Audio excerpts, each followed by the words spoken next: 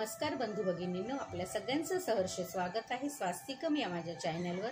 मी आज आपल्यासाठी अध्याय 6 घेऊन आलेली आहे। तरी आपण ह्याचे चिंतन करावे। श्रीदेवी भागवती आपल्यावरती प्रसन्न होईल आणि आपल्याला खरोखरच हे आवडत असेल व्हिडिओ तर आपण नक्कीच माझे व्हिडिओ शेअर करा, कमेंटद्वारे मला कळवा।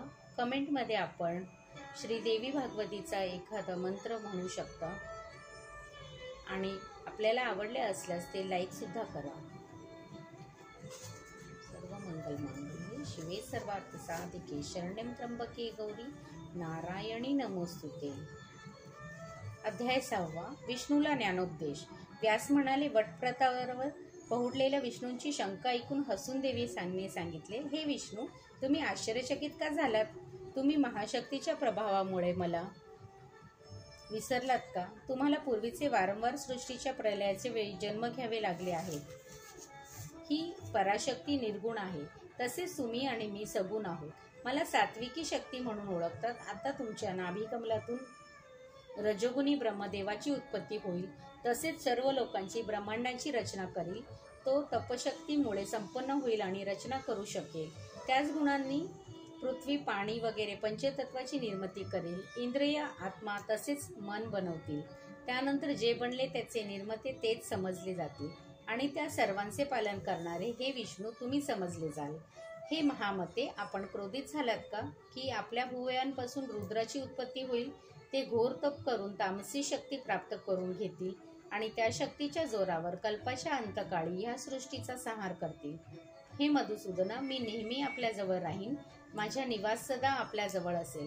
विष्णूंचे म्हटले, हे वरानने, आता मी जो अर्धा श्लोक ऐकला होता तो अतिशय कल्याणप्रद होता।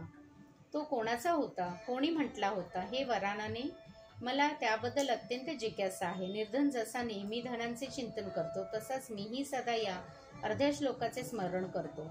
व्यास म्हणाले, विष्णूचे हे बोलणे ऐकून मंद हास्य देवनी म्हणाली, हे चतुर्भुज, हे शौर्ये, तो अर्धा श्लोक त्या पराशक्तीद्वारा सांगितला गेला आहे। तोच त्या भगवतीचे अत्यंत पवित्र, कल्याणमय आणि सर्वश्रेष्ठ मंत्र आहे। हे अरिमर्दन, मला वाटते की भगवतीची आपल्यावर अतिशय कृपा आहे, म्हणूनच तर हा अतिशय गुप्त असा मंत्र तिने आपल्याला दिलेला आहे। तो आपण सदा आपल्या मनात ठेवा, कधीही विसरू नका, कारण तो मंत्र म्हणजे सर्व शास्त्रांचे सार आहे। महाविद्येने तो स्वतः प्रकाशित केलेला आहे।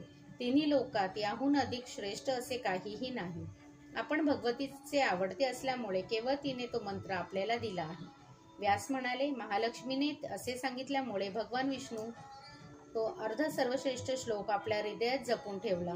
काही काळ लोटल्यानंतर त्यांच्या नाभिकमलातून ब्रह्मदेव उत्पन्न झाले आणि हेच ब्रह्मदेव दैत्यांना घाबरून विष्णूला शरण आले होते। त्यावेळी भगवान विष्णूंनी मधुकैटभ या महाभयंकर दैत्यांशी युद्ध करून त्यांचा संहार करण्यापूर्वी याच मंत्राचा जप केला होता। भगवान विष्णूंना जप करताना पाहून ब्रह्मदेव त्यांना म्हणाले, हे देवेश, आपण कोणाचा जप करत आहात? आपल्याहून श्रेष्ठ असे कोणी आहे का की ज्याच्या स्मरणाने आपणास एवढी प्रसन्नता वाटते? विष्णू म्हणाले, हे महाभाग, जी कार्यकारण लक्षणा शक्ती तुझ्या ठिकाणी तसेच माझ्याही ठिकाणी आहे, तीच देवी कल्याणकारिणी होय। संपूर्ण विश्व याच शक्तीच्या साहाय्याने स्थित आहे। तीच शक्ती साकार आणि सनातनी आहे। या चराचर विश्वाची निर्मिती करणारी देवीच प्रसन्न होऊन जीवांना मोक्षही देते। ती परमविद्या मोक्ष हेतू आहे। तीच सनातनी देवी सर्वेश्वरांची ईश्वरी म्हणजेच संसार बंधनातून हेतू स्वरूपाची आहे। मी तसेच तू आणि हे संपूर्ण विश्व तिच्याच चित्तशक्तीपासून निर्माण झाले आहे। हे निष्पाप मी सांगितलेले आहे, यात तू मुळीच संदेह ठेवू नकोस। त्या श्लोकाधार जे काही सांगितले आहे तेच सत्य आहे। द्वापार आणि युगात ते विस्तृत होईल। व्यास म्हणाले, अशा प्रकारे नाभिकमलावर बसलेल्या ब्रह्मदेवाने ते भागवत ऐकले व तेच त्यांना नारदांना सांगितले।